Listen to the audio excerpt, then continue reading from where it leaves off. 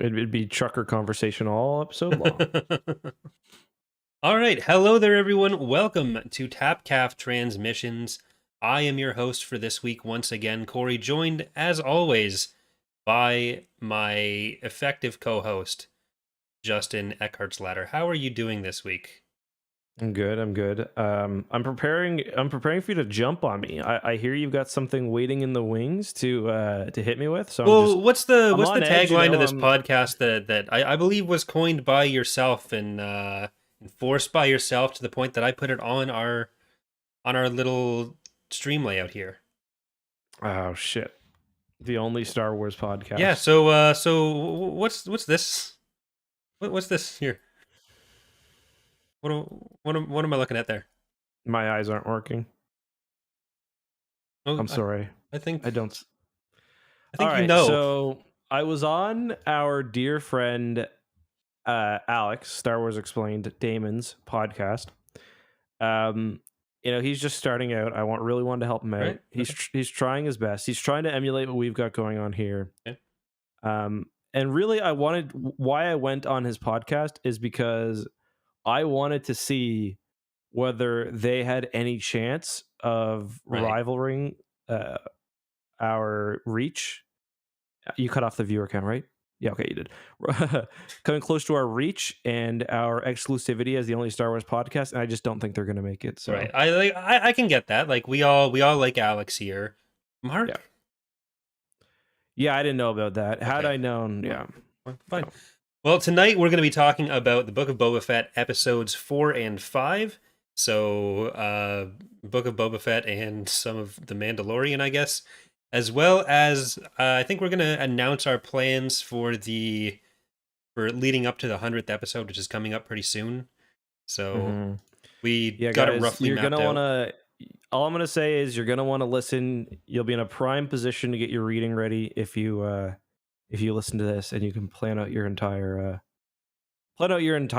next few weeks. Yeah, I think the 100th episode should be around March 17th, so we have some plans for my birthday apparently. But oh yeah, it could be delayed by an episode or two or a week or two, depending on if we miss an episode in there. But sometimes we take a week off. Next week we're going to be starting Vision of the Future, or we're going to be doing the entirety of Vision of the Future. No, Spectre of the Past, and then Vision of the Future comes after that. So it's. But don't we have a break between that? So it's Spectre of the Past, Book of Boba Fett, Vision of the Future. Then we'll probably throw in what's it called? Jedi Prince. Book. Jedi Prince. Yeah. That's what it is. Then we're gonna do Survivor's Quest, and then either more Jedi Prince to finish it off, or if there's like any shows going on at the time or something else to talk about, do that. And then we'll have Book 100, which if you know the order of your Legends books, you might be able to guess what that's gonna be. Yep. Anyone want to guess? Chat? No, don't. You spoil it. Book 1 of the Yuuzhan Vong conflict. Yep, it's going to take us 4 years to get through all 19 books, but we're starting it off. We are in talks with Ilkin of Kings and Generals agent to get him on the podcast. He's going to be he's a difficult one to negotiate into the podcast, but I think we got a good shot. Yeah. He's Canadian, so we're bribing him with Tim Hortons. Yeah. And Tim Hortons and hockey cards. He is a hockey fan, actually. We've been... Anytime there's like big hockey news, I'll be like... Or like a big tweet, I'll be like responding to it, and I'll be like, oh, look, it's Ilkin. It's funny. Yeah, so yeah, we can talk about the... well, not quite the Stanley Cup, but we'll be talking about the playoff picture at the same time in March, so that'll be fun. Exciting. Because we need to find more ways to get off topic. Mm-hmm. That's the one thing that you would normally want to talk about that I just know nothing about. So it's the one thing that saves this podcast from being a hockey podcast. And that restriction will just be absolutely gone. So you can look forward to that. But what were your thoughts so far on what we saw in episode 4 and 5, on the actual Boba Fett episode, and then in episode 5? Honestly, I had to pull up episode 4 to kind of remind myself of what happened. Not that it was a bad episode, it was just that was entirely flashback, except for except for like the last 5 minutes with Black Chrysanthemum Yeah. ripping the arm off. I actually liked it. I like, some people were complaining. I don't know. I thought it was a good episode. How did you feel like online reaction was? Because I think people were more kind of complaining about episode 3 than were pretty Yeah. happy with episode 4. Had some good action. The Slave One stuff was great. Yeah, Yeah. I liked it. Yeah. I really enjoyed episode 4. It and 2 were my uh I think, yeah, those were probably my favorite episodes so far. 2 is definitely my But favorite. Yeah. yeah, like the as standalone episodes, both of them, both 4 and 5, I really liked, but like especially getting this close to the end of the series, having so much of the Mhm. flashback and then having a full episode that just didn't have Boba in it at all Mhm. is a little bit like I'm wondering what the overarching plot of the show can even be at this point, because it's not super established what he's going to be trying to get done. Like is the plot just like, oh, he if he can take out the Pikes, then he's got his position secured? Because it seems like that would be the only thing that's kind of reasonable to do in 2 episodes potentially. Mhm. Yeah, no, I definitely see what you mean there. I've kind of been wondering about that too, just kind of how are they going to manage things with 2 episodes left? And yeah, I'm not sure. That's kind of my biggest question mark as well. Like I have no problem with small scale either. Like I'm not upset that we haven't gotten Crimson Dawn or Kira Yeah. or like whoever else in, but I'm just kind of wondering how are they gonna tell a compelling story for the last 2 episodes and also presumably tie us in for whatever comes next, whether it's the Book of Boba Fett season 2 or I guess Mando season 3. Yeah, do you expect that they do a season 2 of Book of Boba Fett specifically after this, or is it kind of going to be tying Mando and Boba's storylines together more, and then any Boba Fett stuff is going to be part of Mando? Yeah, I do still expect they're going to do a a Book of Boba Fett season 2 just because they spent so much time establishing his backstory. Like I guess you could say that they're just doing that because he's going to be a character that appears frequently in The Mandalorian. But I mean, they spent over half of the season so far, at least before episode 5, over half of the season fleshing out his backstory, showing kind of how he's changed. And to me, that's something that you do for a character um, who's going to be kind of a big presence moving forward.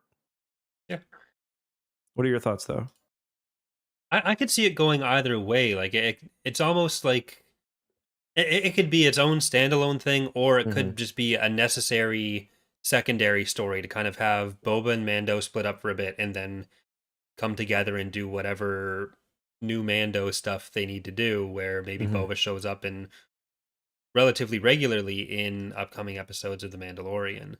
Hmm. And like because It's just the like, shows were always very tied together. mhm. Yeah, for me, it's just like the Mandalorian is always going to be in show, and like Yeah. the character development in that show is going to be his. Like I just don't think if Boba is going to be mostly a Mando side character that there's a whole lot else that there's room for his character. Um, unless like they decide to go that he becomes Mandalore route. And I mean, they did say that the rising of the Mandalorians will be heralded by the mythosaur that is Boba Fett's sigil, Hmm. but I don't think that's what the show. I don't think that's what they have planned for him. I do think that I think that they want to have shows like this that are reliable, like the Bad Batch, that kind of are a stable presence until like the big boys are going. So like this show is not the Mandalorian in terms of popularity, um, at least I'm imagining, or really in notoriety. So I just think it's good that they have something like this for Star Wars fans that they can kind of run without it having to be the big blockbuster event that Yeah. usually comes in December. But the focus on the backstory almost makes me think it's more in that direction of having this be where just Boba gets his backstory, so that they don't have Hmm. to focus on him if he's a character in the Mandalorian going forward, rather Hmm. than continuing it in his own. Like they could definitely be setting up for this is just season 1 of a longer arc, which Hmm. would uh which would definitely solve some of the issues of like how are they going to resolve this story. Uh, because I'm still not entirely clear on what this story actually is. But if they were going that direction where they want to be able to tell Boba's story while still having him be primarily just as a series regular in Mandalorian, then having this 6 or 7 episodes where they can show where he's coming from and kind of set up his motivations, then Mhm. I think that could work either way. And maybe it'll change depending on reception, or they were possibly open to doing it either way. Who knows? Yeah. The only thing I would say, I think that that's a decent point. The only thing I would say is I don't necessarily know if you need Boba Fett's backstory if he's going to be the standing character. You know, like we sort of know he survived the Sarlacc, but I feel like that's something that you can that if they had wanted to, they could have included the 10-minute snippet of when he sees Boba Fett on Tython. Yeah. You know what I mean? But yeah, I can definitely see it either way. I really enjoy the show. I like the smaller scale. I'm glad that there's one show that hasn't had the good guys trying to, kill a Death Star Yeah. or meet Luke Skywalker or whatever. Not to say that that's not going to happen. Who knows? But but yeah, I really like this show. I enjoy. Like I'm just getting a kick out of like seeing all of the Return of the Jedi stuff. Like seeing Max Rebo is cool. Not just that though, but like also just it's felt very Star Warsy to me in Mhm. like a Return of the Jedi way, which I know is kind of nebulous, but I didn't really get that feeling with Mando season 2 especially. Right. So yeah. Yeah, I don't necessarily mean any of it in a like why isn't the story bigger kind of way, because I definitely No, I enjoy know. the smaller Yeah, story as well. It's just for sure. it's been so hard so far to know what that small story is, even Hmm. Yeah, because it is totally. so focused on the flashbacks, but then the elements of the flashbacks that you can kind of say, oh, maybe this is going to have a bigger impact going forward, like bigger impact just on setting up Bova's motivations ends Hmm. up taking up a lot of the show, and then we have so little to figure out what his motivations are, and then the Tuscans die, so they kind of get taken out of the picture there, and then just don't get mentioned. So Yeah, you're right. I think what they really would have benefited from is something like the Bad Batch, where they had that sort of double long season opener. mhm. Um, it would have been nice to have something like that for the or for Book of Boba Fett. They did have a couple of longer episodes. Like this one was 50 minutes, not really Boba Fett related, and I think the second one was 50 minutes.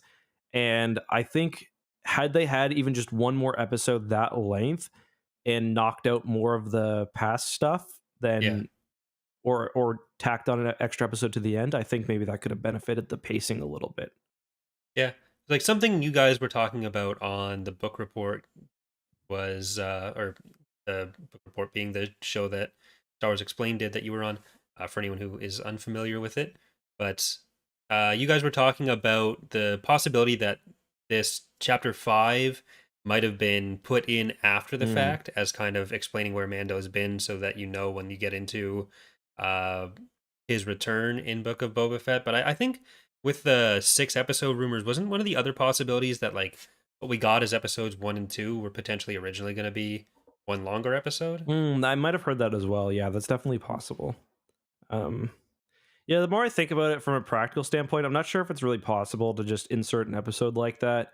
Um, I mean, it could have been like the last thing they made or something, or it could have been originally outside the scope of the story they were going to tell, or maybe they just didn't plan to have Mandalorian's backstory. But yeah, I don't really know whether that's true or not. I do think it's probably more likely that they did do a split, like you suggested. Yeah, that'd probably be what I lean towards, because it just seems like well telling, oh, what did Mando do between seasons 2 and 3 would fit. It just or would fit Hmm. as the start of season 3. It kind of, because he's going, the next thing he's doing is working with or for Boba. It'd be really hard to have season Hmm. 3 start and have it be like one episode. This was the mid period. Then he goes to work for Boba at the end of it, and then he comes back in episode 2, and he's already done the rest of Book of Boba Fett.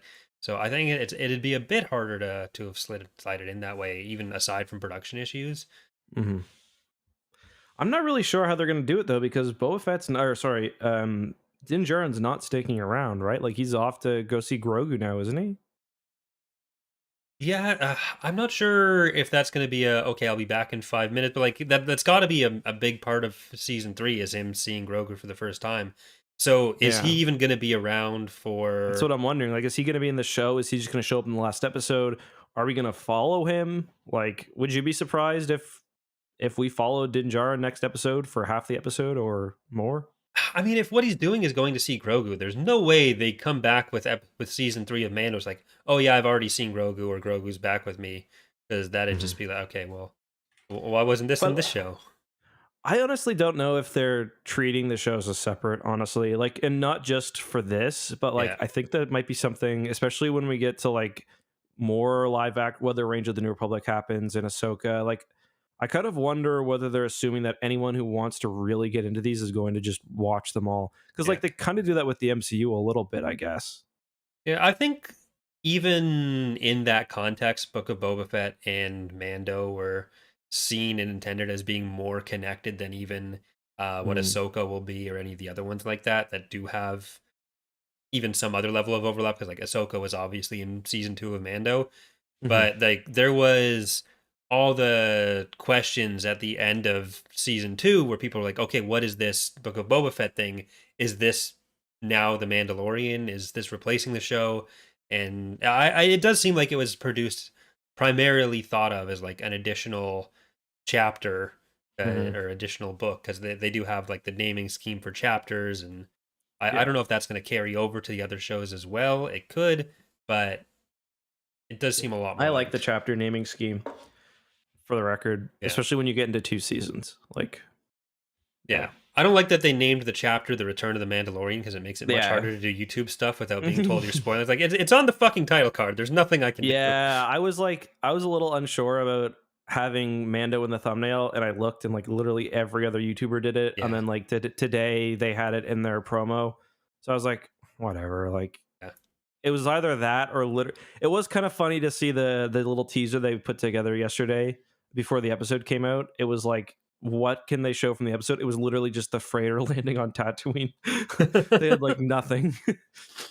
Yeah, like, I tried to get around it with the thumbnail for this stream by like just having Mando's face in the question mark. So if you're looking, you're just scrolling by, then you're probably not going to notice it. But Hmm. if you're spending more than 3 seconds looking at the thumbnail and you're going to complain about being spoiled, not my problem.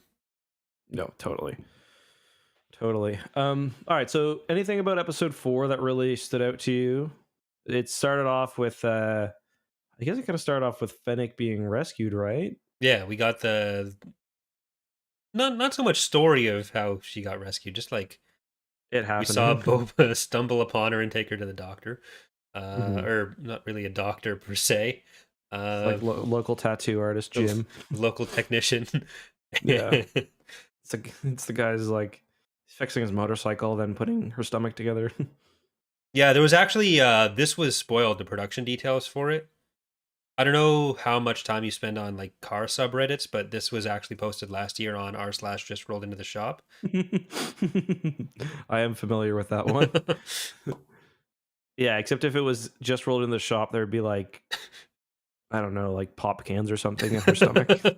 Oh, that's what she left with, I think. Yeah, She's actually a mini fridge. there was a scene where there was like blue going through her tubes than red, so I guess she's filled up with Pepsi. No, she's got the liquid cooling. Yeah, I mean, kind of. That'd be pretty freaky to wake up. Imagine if you'd like spent your whole life like working on your abs. Like, I'd be so pissed. Well, you never have to worry about doing it again, I guess. That's true. Yeah, you died with abs. How many Yeah. people can say that? I There like was a the news story recently about like someone getting the first fully artificial heart, I think. So was it pig it, heart, wasn't it? I think. there's the I thought there was an artificial one, but Oh, really? maybe Okay. Well, either I way, might be wrong. yeah. Who knows? Big heart, I artificial, did hear same a quality. story that they did put a pig heart in a guy, and it's like shit like that never happens because you've got to be so. They had the doctor on CBC talking about it, and they're like that only happens when someone is so desperate that like it's Yeah, like, what are you gonna lose? Is if he's gonna die anyway. So like yeah, put the Gamorrean heart in him and hope for the best. yeah. Like even the artificial part is like shit we make breaks all the time. So I was thinking about like, oh well, if you have it, then it'll never degrade over time. But well, it will, but like more reliably, you can replace it. But then it's like that shit just, I don't know, my phone will break occasionally, and I'm not planning to use it for the next My car 20 plus battery, years. my car battery just died the other day. 2017 SUV. I go in the morning to start it. Nope. Rip. It says fuck off. Yeah. So who wants artificial shit? Me eventually, but like not for the long term. That's just scary. Like she's gonna go. She was at that feast with all the crime bosses, and she was trying to eat and just wouldn't go down. They're like, no, they're like, someone's stomach rumbling. And she's like, it's a firmware update. Happens all the time. Okay. Someone joined for a second. What was I gonna say? Oh yeah, so I liked the break into Jabba's palace. That was fun as well. Lots of fun droids. The General Grievous salad making droid was a real Yeah. And I guess he was in Attack of the Clones. I never spotted him before. Well, that's actually where they got the tech to make Grievous. Like Count Dooku trained the salad droid in the Jedi arts as well. Yeah, back when he was still good, he was like no one cut the salad just like he wanted, so he took it into his own hands. Yeah, everyone thinks those statues in the Jedi archives are like the fallen Jedi. It was really just the best cooks. That's why Dooku was there. He was the salad bar guy. Master Boyardee. He was a legend among the Jedi with his meat sauce colored lightsaber. Yeah, he fought in the Great Sith War alongside Colonel Sanders. Republic Colonel Sanders. Oh, that's good. The invasion of the Calibot planet did not go well for them. Oh, that's good. That's good. I just imagine someone trying to eat what's his name again? The what was the New Republic Calibop? Gaverson? Gaverson, yeah. Like, if people come back after reading the books for next episode, that joke is going to be a lot funnier for a lot of I was going to say you're about to get context for that. Don't Google it. I'll replay this clip next week. Yeah, those are long books too, so I remind myself to get started early. I was thinking the same thing, but then Spectre is only 300 pages. Oh, okay. I'm doing audiobooks for them anyway, so yeah. I'll just they've got really good audiobooks, so. These are books that I've reread actually a couple times, and I feel like the more I reread them, the more of the Caves on Neroon that I skipped. Like the Luke and Mara chapters, I pretty much just skipped. I forgot about that part. They go to the planet. I skip the Com J and Com K, and I just go straight into the fortress. Fuck, I forgot all about that. But I'm not gonna do that this time. I'm gonna sit through it all, see how it goes. God damn it. I think that's all in Vision of the Future, though. Yeah, so... it is, yeah. Yeah, that's the longer book. Mm-hmm. Yeah, that's the hefty one. Yeah. Okay, so back to Mando. There were a couple nice prequel references in... Back to what? Sorry, Book of Boba Fett, Episode 4.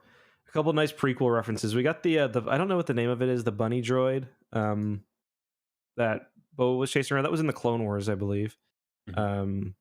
And also the thick gonk, the four-legged gonk, has also been in animated stuff before. Really like him. Yeah, and then we got in Chapter 5, we obviously got BD, which I was super happy to see. That was awesome, yeah. And that just like, that's a perfect example of something that fans will love, but isn't fan service. It's a droid model that we know exists. So it's like, yeah. And plus, I'm pretty sure it's an older droid model as well, because didn't it belong to some Jedi master, like some old Jedi master, in Fallen Order? So yeah, it kind of makes sense that it would be at a scrapyard. Even if it were relatively new, isn't like Fallen Order by this point would have been like 15, 20 years ago. Yeah, for sure. I just mean it makes sense that it'd be on a Tatooine scrapyard. I'm waiting for BB units to start showing up at some point, because in Aftermath they're used pretty much not too long after the war, and like say what you will about the sequel trilogy, and I'm not the biggest sequel trilogy hater at all. The BB-8 unit is a cool design, and I think people might forget how in love people were with BB-8 when he was he was like Grogu for a while. all the remote control BB-8s and stuff. It was so big when I was starting off YouTube in 2017. They flew a bunch of us down. This is where I met Alex for the first time. They flew us down to New York for a product launch for these remote control droids because Well, they thought it was going to be the biggest thing ever. And like I was like, like I don't how many people watch my videos? And they're like, yeah, it's all good. I don't I'm like, belong here. sweet. Yeah. But what did you think about the meeting of the minds on Tatooine, where Boba got them all in, and then basically just got them to promise not to interfere, and then they leave, and he's like, "Yeah, they're gonna. We need to kill them anyway." Yeah, I don't know.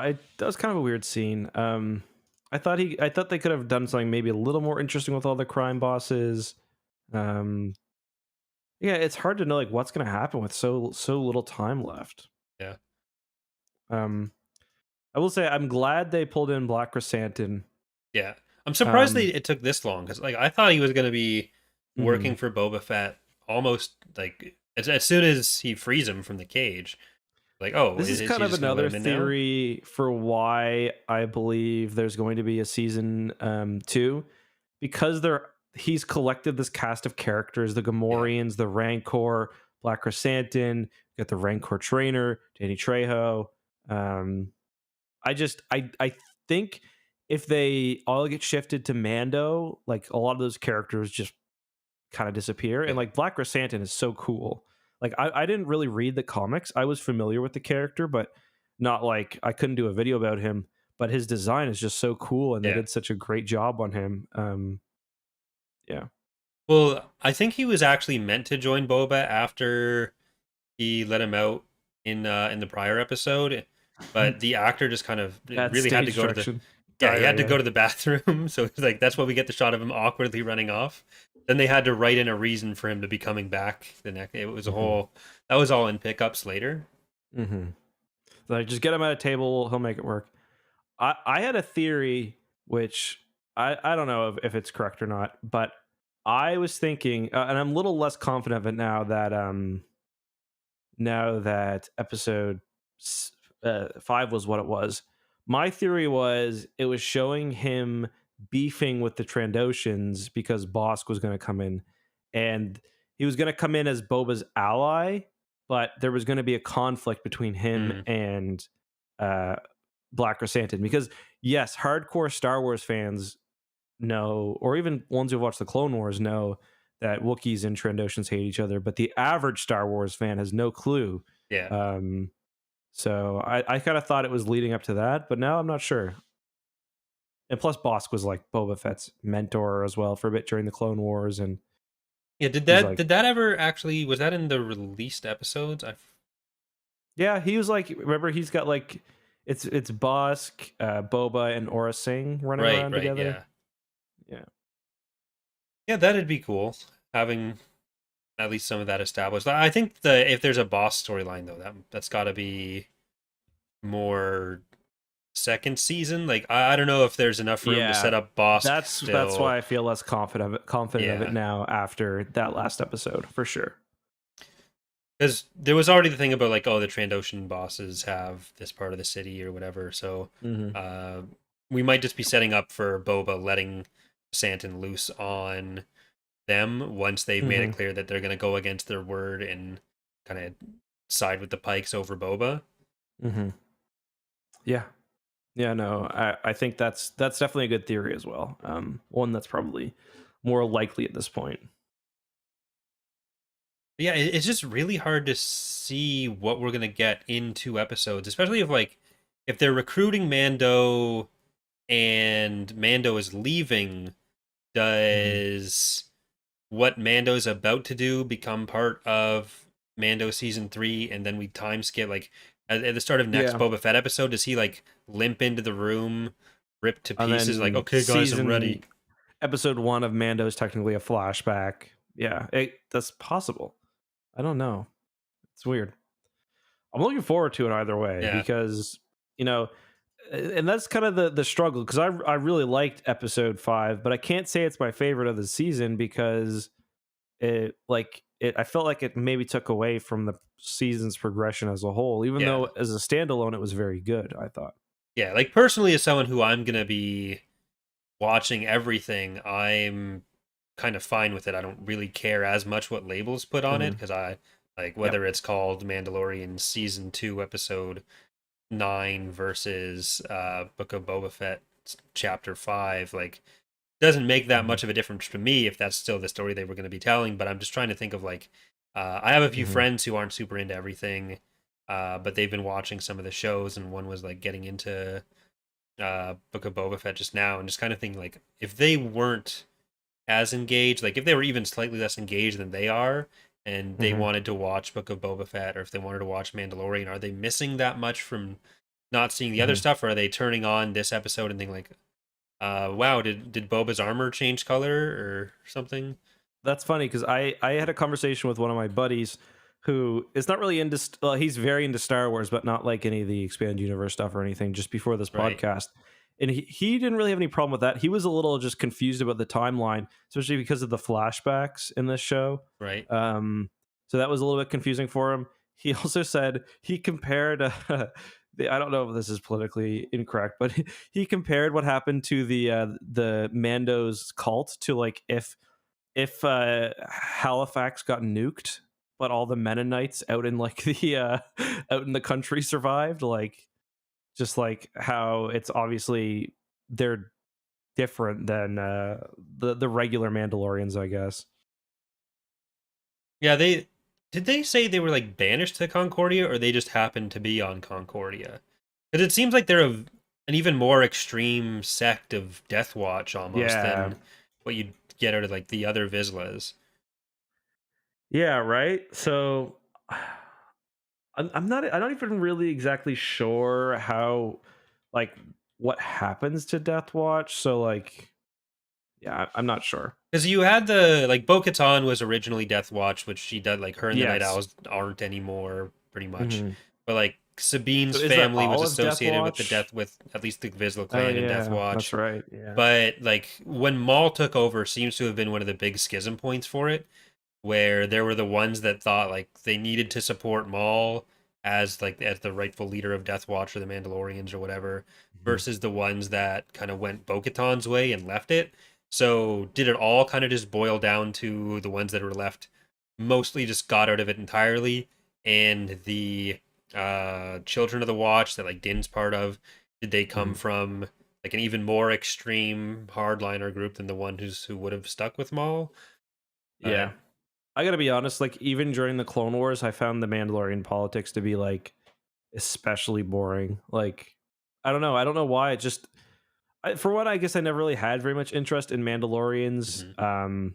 But like especially when Clone Wars got really into Mando stuff, it was just like, whatever. I think this has done a bit more to kind of make it interesting to me, but it's kind of just I just see it as like, okay, he's like super conservative, like probably old Mando beliefs, and then there's the mainliners, I guess. So, what was your take on the interaction there when they're in the duel and she asks if they've ever taken his helmet off? Did you get the sense uh, that he wanted to atone for what he did because they were like he was trying to find some way to stick around, or because he actually regretted what he did? No, I definitely don't think he did regret what he did, and this is something I talked about a bit on Alex's podcast, or sorry, his book club wannabe podcast thing.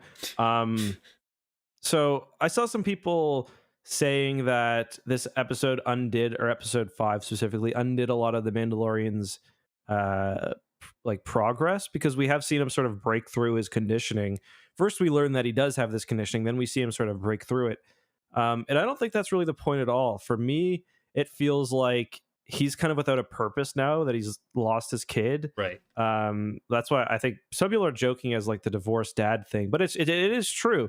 Like, you lose your kid, like you got to find a new identity. And I read that as he's going to what's comfortable, but he's ultimately kind of learning pretty damn quickly that yeah, it's like it's not him anymore. Like he can't pretend that like he didn't want to see his child and take his helmet off. Like he struggled with that as early as like episode 2 or 3 or episode 4, I guess, of season 1 when he meets the widow. So yeah, no, I don't think I think he wants to find that comfort zone and like something he's familiar with, but I think he kind of knows that he doesn't belong there anymore. Yeah, like these are the people who rescued him before. Character growth doesn't mean like you get to this one point and then nothing from before has any impact on you anymore. These were his family for so long. They even Mhm. helped him with the stuff with Grogu, so Yeah. he's torn on like wanting to be part of that and knowing who these people are, finding a place to fit in, versus all these other experiences he's having where not only is he learning the rest of the galaxy obviously doesn't work how the Mandalorians do, but not all Mandalorians work how his Mandalorians do. Between Hmm. Bo-Katan, who is like still very much calls herself a Mandalorian, but doesn't adhere to a lot of these things he's been told are the way, Hmm. and then Boba Fett, who's even further down uh, that line of thinking where they're kind of almost going through opposite ends of the same system, Yeah, where Boba's exactly. the opposite end of the spectrum and he has the Mandalorian armor, but he's not really in Mandalorian culture in any significant way. Yeah, exactly. Like both Boba and Mando are trying to like deal with finding a new, like coming to terms with like they're not who they used to be, and like Hmm. nothing is, it's not because something has changed in their environment, it's because like they've changed. So like Boba's come to terms with like he's learned something about, what's important to him, and like Boba realizes that it's the clan, like the clan, Jesus, it's having a clan. um and Mando kind of realizes the same thing. So yeah, they're kind of going through the same thing for sure. And yeah, I don't think Mando regrets it at all. It's the same with like, that's why like I understand why some people didn't like Luke's portrayal in the sequel trilogy. I did like it because um and a lot of people complain about him, turning dark for a second on Ben. But yeah, character progression doesn't mean that you've fixed yourself for good, or like that you never slip up. Like for Luke, he slipped up and he was better than he might have been before. And kind of the same with Mando. He went back to his old ways, but pretty quickly, you know, he realized that it's not really going to work out, and he just leaves. Yeah, like someone was going to ask him about his helmet sooner or later, and like that must have been Hmm. something that he considered. Yeah, But he could have lied. yeah, and then that moment, it's like, is it worth the lie to me? Do I care more about my relationship with Grogu, or uh, am I Yeah. going to And just do you give even that want to up? pretend? Like, do you even want to pretend that you didn't? Like, that's kind of Yeah, like, it's like I would never pretend that like if I was in some weird fucking cult where I don't hug my children, like, and they ask me, do I hug my kid every night? It's like you're doing a disservice to your relationship with your yeah, kid if if you're minimizing it. yeah. Like if he had said no to that question, I could see argument for like, oh, he's backslid in some way that Hmm. doesn't fit with what we saw already. But the fact that he was trying to get back in, I don't think is in any way a backslide that doesn't make sense with his No, character. So no. It's like if Kelsey broke up with me, like I'm gonna spend the first year just getting drunk as fuck and playing video games. It's like because that's what I know. and remember, tune in tonight to the X2 podcast where Eck will be getting drunk. Yeah. Not playing video games though, so Oh, that's true. Well, I'm sure we'll play Halo or something. that's true. Yeah. But yeah, so do you think she intentionally was like tying the little Beskar chainmail thing to look like I Grogu? don't know. I don't necessarily think so. She's not a I balloon animal stan. No, I think that's kind of just Mando seeing what he wants to see. Like Yeah. he's probably had it wrapped a million different ways. And he's probably been looking down at it every 2 seconds. And then when he's got the ears, he's like, "Oh man." It'd be really creepy if he showed up at Boba Fett's castle and he'd added a body to it or something, so we had a stuffed Grogu. That's when we Yeah, start worrying about what's going on with Mando. yeah. There's gonna be some problems there. um, One thing I want to talk a bit about, kind of not backsliding, but there was a nice reminder of Boba Fett's character in Episode 4. Because they do have to play kind of a careful balance between making these guys protagonists and making them heroes. Yeah. And in episode 4 reminded us that, okay, Boba Fett's not necessarily a bad dude, but he's not Luke Skywalker because he guns down that whole speeder bike crew without any Yeah. remorse whatsoever. And it's not portrayed as it's not like Anakin murdering the Tusken Raiders. It's like, fuck yeah, like he's, Like, let's not forget, he's still setting up a criminal empire. They're not like out Yeah. there doing like banthas he's for not, he's not babies or something. starting up the Tatooine Shriners. Like, Yeah. But what are the New Republic's priorities in the Outer Rim? Because we know the Pikes are smuggling drugs through here, and so like we've established now that they have a presence in the Outer Rim, and apparently it's just the same two guys who patrol a very large area of space. Yeah. But so that they don't do anything about the Pikes, but they're really up on those speeding tickets. My theory is that Tatooine's not part of the New Republic yet, so they don't have jurisdiction on the planet, but they have an interest in like protecting interstellar travel. Which is why the Pikes have to use the on-planet smuggling. Then they just get everything into the transports. That's why they're on Tatooine. Why they're using civilian transports to get through. I like it. Yeah, maybe. And somebody also pointed out someone was also pointing out how did they know Mando got to the planet? Well, we do see in episode 3 that Boba Fett's got people watching the transports as well. Yeah. So that was a nice little detail that I completely missed. Yeah, the mods are supervising everything. Mm-hmm. They got their robot eyes on everything, yeah. Do you think Boba's gonna or not Boba? Do you think Din is gonna keep his hot rod long term, or is that a temporary ship? Yeah, and I think it probably represents the fact that he's moving away from bounty hunting. Yeah. Like he's got space for Grogu back there and not much else. Yeah, like, oh, you can put your bounties back. No one's putting fucking bounties back there. That's the perfect little baby Yoda hideout. Don't fucking lie to me. Ellie. I'm on to you. Yeah, exactly. That's his Mandalore now, flying around, zipping around the galaxy craft. Yeah, it's pretty cool though. I really like that scene. It was like, and that's a scene that I could see people not liking because that was a long like Grease style rebuilding the car. I loved it. Me too. It was like 10 minutes. Like it was legitimately 10 minutes long, and like those 10 minutes didn't move the plot forward at all. But it was just like, listen, this is a super creative show. Like we've got all these cool droids. We've got all these like things around the shop. Like let's just, let's make the episode 10 minutes longer and really take our time on this. And I thought that was a really good idea. Yeah. Like my dad, when I was really little, I think he actually got it before I was born, but he rebuilt a Model A from like the 1920s.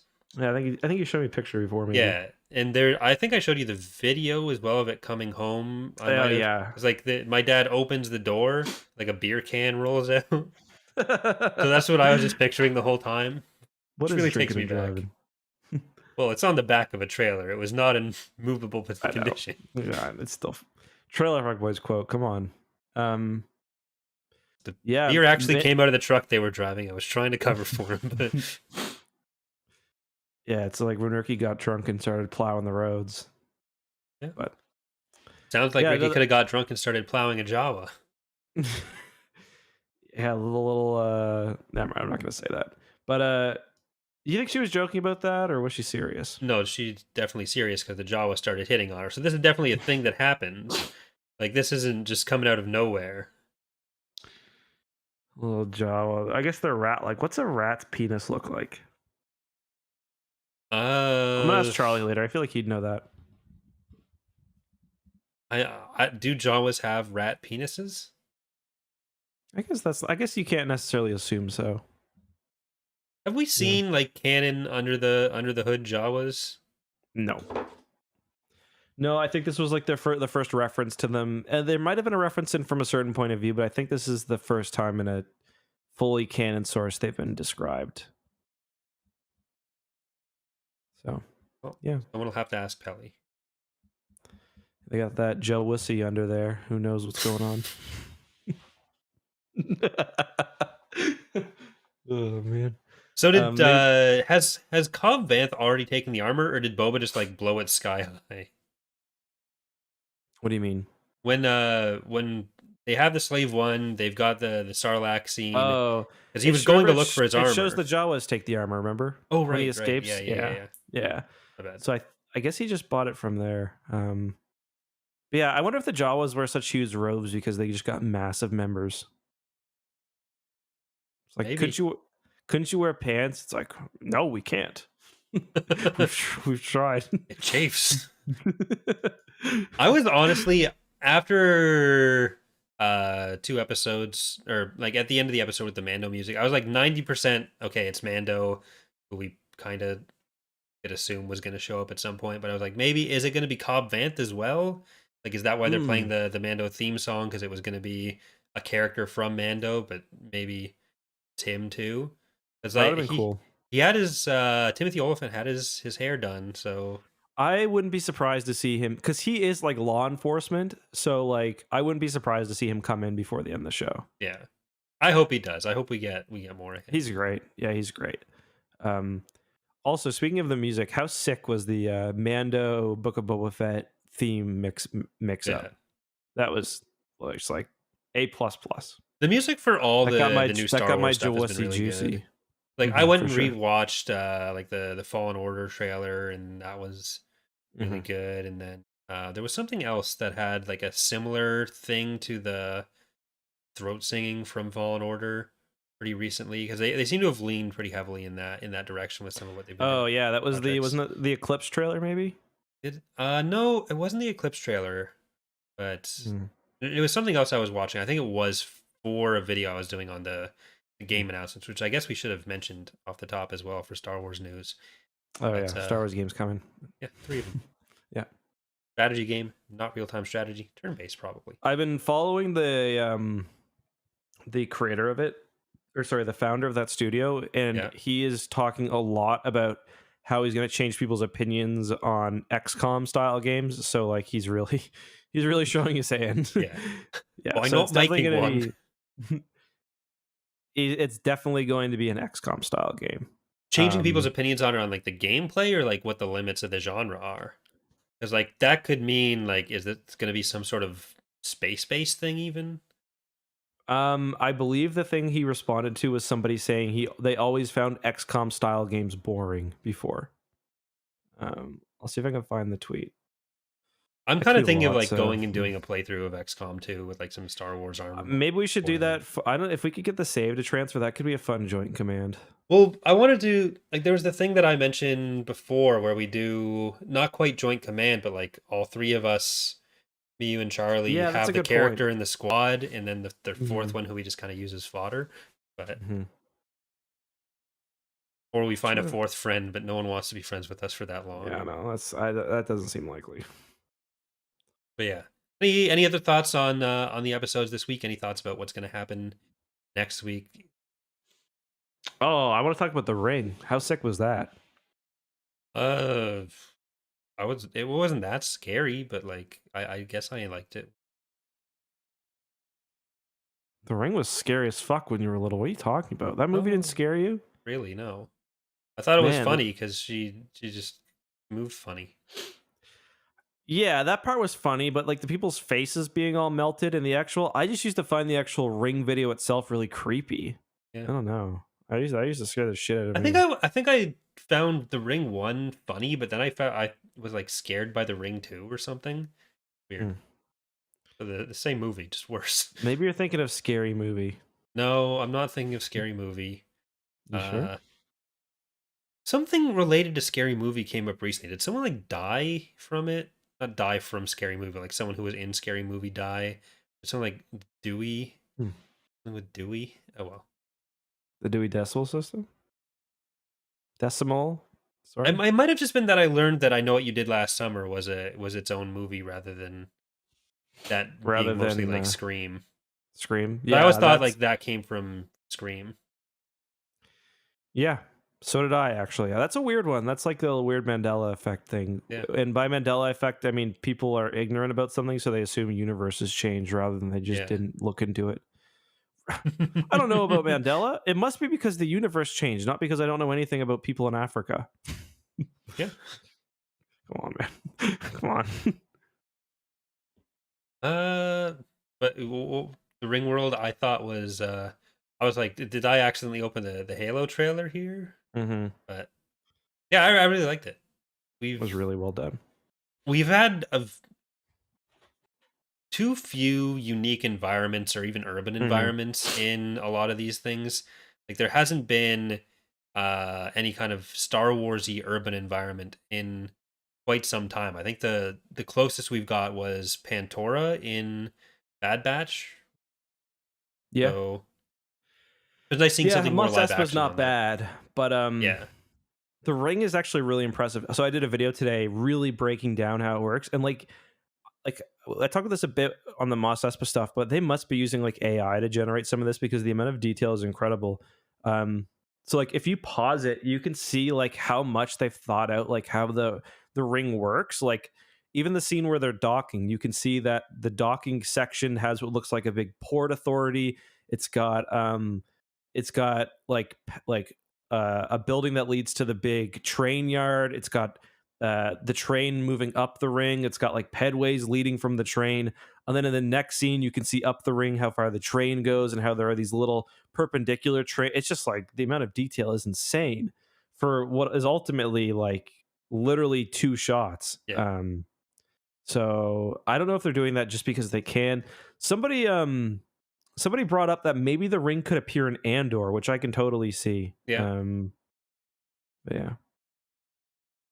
Yeah, I think usually with those kinds of shots, with those kinds of setups, a lot of the like you'll do the basic blocking out, but for a lot of Mhm. the detail adding, you're gonna use uh, an asset pool of greebles that you have, and you'd basically procedurally generate on top of your basic setup.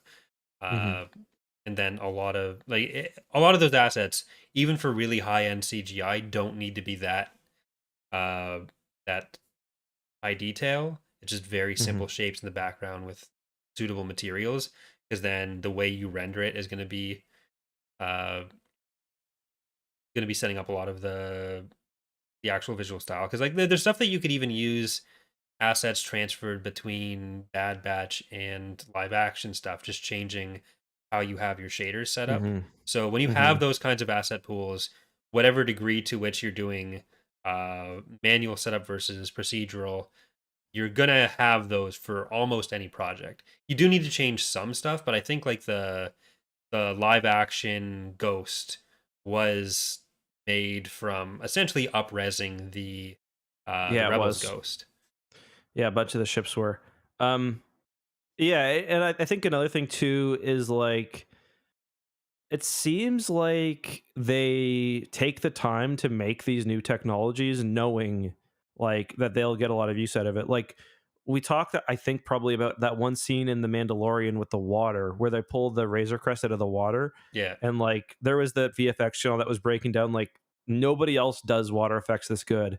Um and then it looks like you can kind of see that pay off as soon as like even the Bad Batch. So I assume part of it is like they are willing to spend so much time on these shots, not only because it has like direct applicability to other, things they work on, but also because they're creating like these systems that are just, yeah. next level.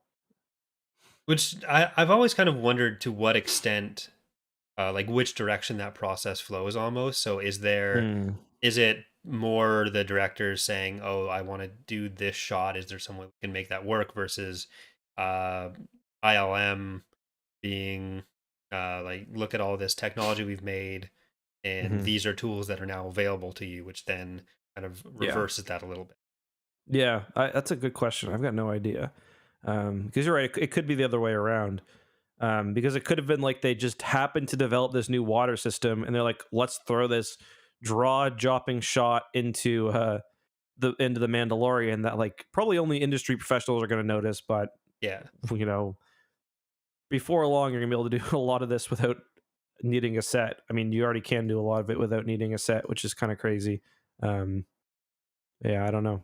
Yeah, like I'm not saying it in ILM is forcing them to do anything or like it's some way No, no, undermining the for sure. creative process they have, But if you have a studio, like if you have basically the best visual effects people in the world working on those kinds of projects, they've got to know themselves, like someday we're going to need something Mhm. better with water, and maybe they're working on that persistently, and then they, when the directors are doing their planning sessions for the show, they have some sort of meeting with them and say, like, look at all these tools, and then that kind of informs, oh, like if we have this available now, I want to do an ice planet thing, or I want to do these establishing shots with these cities, or I want to use the Mhm. volume in this way now that that's available to me.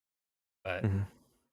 Yeah, no, you're right, and I don't take it as a slight against the creative process at all. Because if anything, like we also talked about this with Mandalorian, as early as Mandalorian season one. I think this is kind of like the stuff George Lucas would have been most excited about, because he never saw using like computer generated stuff as a cop out. yeah, He saw it, and he correctly saw it as like something that would revolutionize the industry, like even Jar Jar Binks.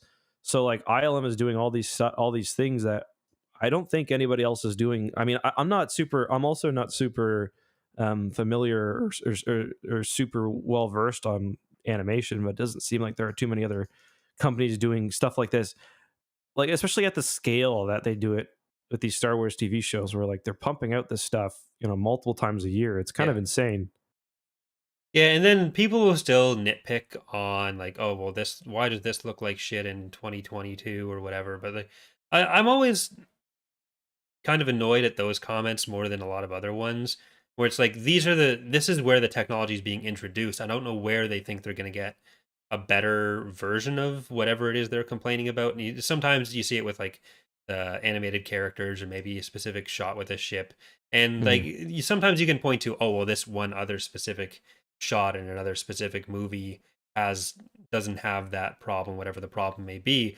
But then if you went to that movie, you'd still be able to find plenty of other problems with CGI that you could go over. And a lot of it kind of comes down to the toupee fallacy kind of thing, where like you Mhm. think you notice all toupees because you notice the ones you notice. Yeah, exactly. But the same thing kind of goes Yeah, with that's CGI. so common with CGI, where it's like people don't even understand the degree to like a really good example is the Avengers, where like they don't have costumes. Yeah. Like they just don't. They wear basically green suits, and then but you would never ever notice that. And it's like especially with like the volume, like what they did even in Mandalorian season 1 with environments, it looks like it's filmed outdoors. Yeah. And this is kind of the thing that gets me most excited. I forget who it was. It was somebody who worked on the Mando season 1 and is like they're doing things now that we dreamed of doing. It was after after episode 5. They're doing things now that we dreamed of doing in Mando season 1. So like that gets me really excited, not only for what season 3 might take us, because there was a really big jump in like scale from season 1 to season 2. We saw that as early as the first episode with the crate drag. They wouldn't have dared do something like that, I don't Yeah. think, in season 1. Um, and like what they did with the ring in this episode was really incredible. So like who knows like what we're gonna see, not only in season 3, but like by the time the Acolyte comes out, by the time the next really big movie comes out. So that's, I think, pretty exciting. Yeah. So definitely a lot to look forward to there. Maybe we should get to some email questions now as we Oh, I one more thing. sure. How do you think they did the Beggars Canyon scene? Also, I never knew that was supposed to be Beggars Canyon. In episode 1? Yeah, but they flew through it again this No, time. How do no, you think I they? mean, you didn't, like, are you saying you didn't know that was supposed to be Beggar's Yeah, I Canyon in didn't know episode that was 1? supposed to be a Yeah. Beggars Canyon. Yeah, Yeah, I don't because think I I learned it until later, until I think even with some like podcast, or not podcast, pod racing thing in a game somewhere.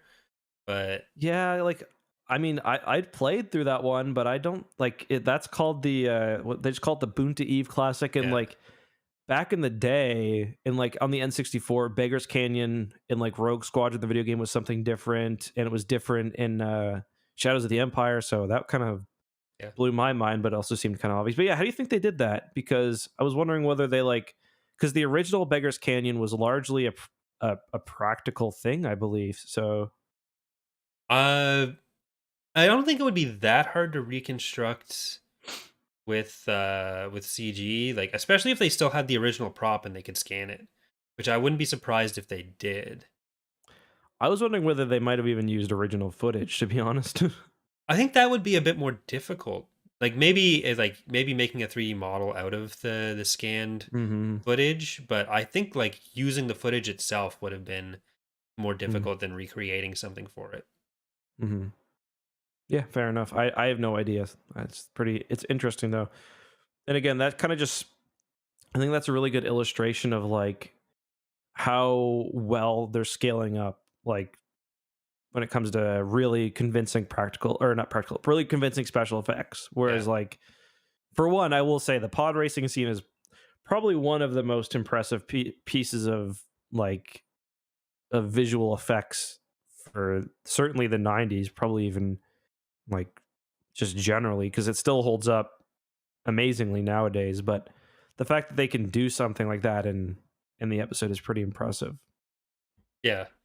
Yeah, like even for stuff that may be a bit jankier at first, like I kind of think of it like digital cameras in the early 2000s, late 90s, early 2000s, where like Mm-hmm. you have especially for our generation, I think, where early in our childhood there's pictures on film, and then there's probably 5 to 10 years of our lives that are very blurry because you go to like initial digital cameras Mm-hmm. and it kind of looks like shit, but you needed to get through that shitty period to get Yeah. to what is now better than a lot of options you had with film in the first place.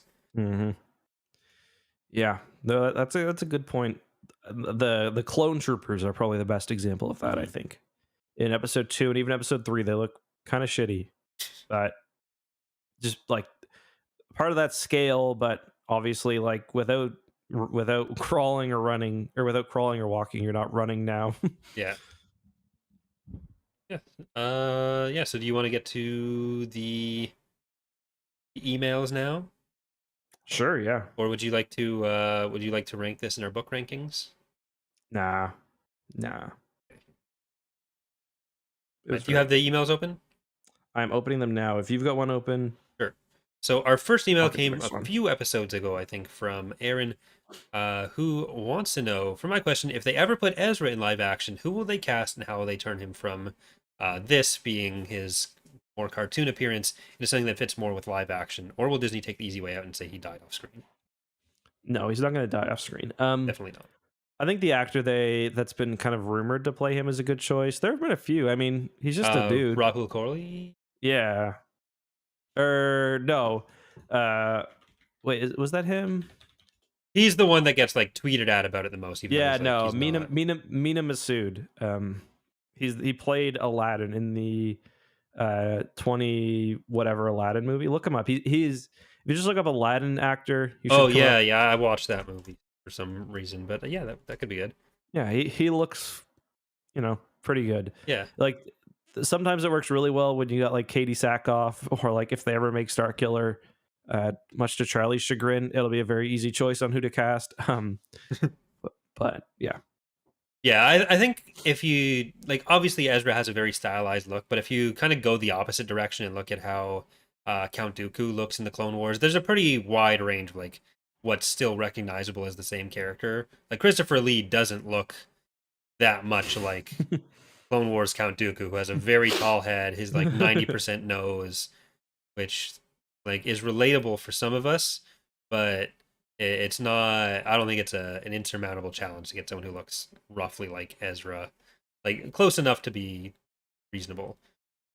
You can even Mhm. recast live action people, and people get over it relatively quickly. So, Yep. thank you, Yep. Aaron. We got another email from our good friend James. So we covered James, one of his. Did you read this one, Corey? I did. Um, it's just. I don't know if I want to read this whole thing because it is quite long. Um, in this email, I am called Eric's Ladder, Aaron Eckhart's Ladder, Ekken's Letter, J Dog, and he says our newer shows have gotten kind of greasy. Kind of want to shower after one of those. Totally get it.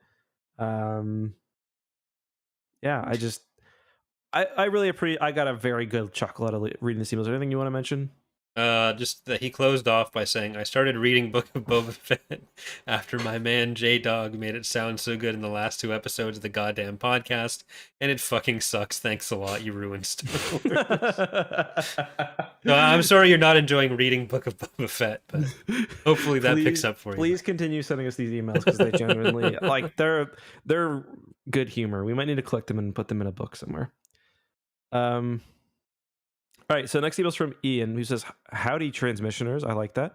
Transmissioneers, sorry. I was wondering what you'll think Palps wanted to happen during the events of Phantom Menace. I would think that it was all going to happen up to plan until the finale with the Jedi Order surviving Maul's assault. I'll say this is mostly covered in Plagueis, I'm pretty sure. Yeah. He didn't At least in the expect Maul legend to... side. Yeah, he doesn't expect Maul to die, from what I remember. But I don't think he really cares that much either. Yeah, he wasn't like Maul wasn't his long-term plan, but I think he planned to have him around for a bit longer because he was planning to kill Plagueis regardless, and then Maul would have been his apprentice. But yeah, that didn't temporary work out so well. until Anakin. The second he kind of gets his greasy mitts on Anakin, he kind of knows. Yeah, yeah. So great question, Ian.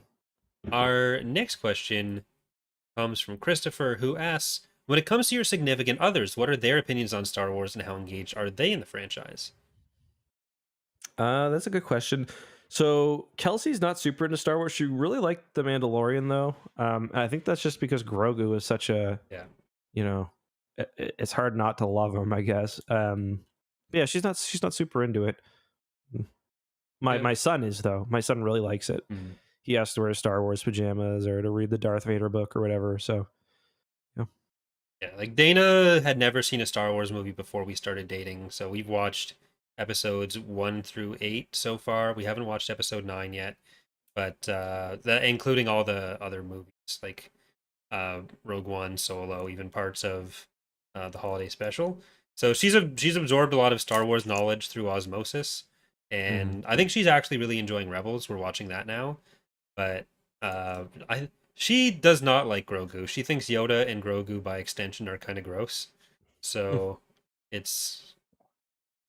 she kind of tolerates it. I got to keep all the Star Wars stuff downstairs. Sometimes it'll sneak upstairs for a little bit, but she definitely seems like a bigger fan than Kelsey. Like, I don't think I could ever convince Kelsey to watch Rebels. She also she doesn't like animated stuff. So yeah, good question. That was Christopher. Next up, we have, 2-pad stack. I'll just mention this briefly. He says, also, I think that's a hockey reference. Very nice. I have found an official legend source that confirms Ackbar and Winter's relationship. And we did actually talk about this previously. It's from the Essential Guide to Characters. And the quote is, Ackbar and the white-haired beauty would enjoy each other's company a lot over the coming years, both in their tasks for building the Republic and in private. Very good. We talked about that once, but very good find as well. 2-pad stack, and I like your name. Next up, we have Luke, who says, I want to start off by saying that I love the podcast. Look forward to it every week. Thank you. My question is this. Do you think your episode 5 meant to imply that the Empire nuked Mandalore? And he says, because of the mushroom clouds and the fact that there's only droids on the surface. What do you think of that, Corey? I don't know if it's meant to be nukes or if it's even implying that like proton bombs used on a planet's surface would be... Yeah. Or proton torpedoes would be... irradiated in some way.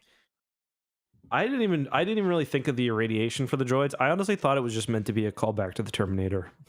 Yeah. I don't think they're necessarily nukes. I think, for one, an explosion of sufficient size can cause a mushroom cloud, regardless of whether it's a nuke or not. Yeah.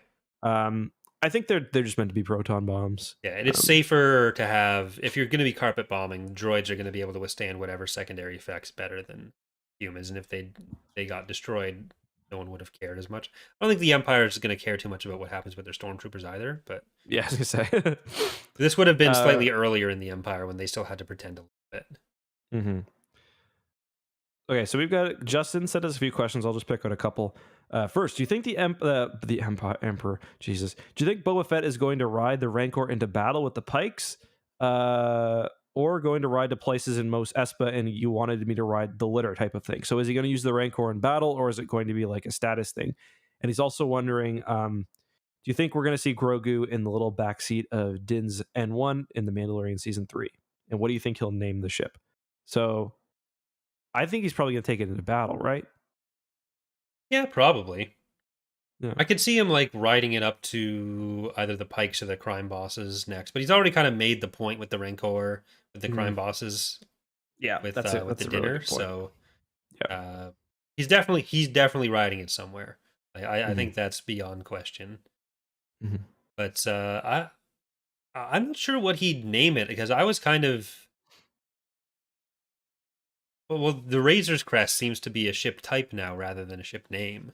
Yeah, I don't think he is going to name it. I Yeah, don't think he's that sentimental about his ships, to be honest. no, seems more in love with Razor Crest utility than in Mhm.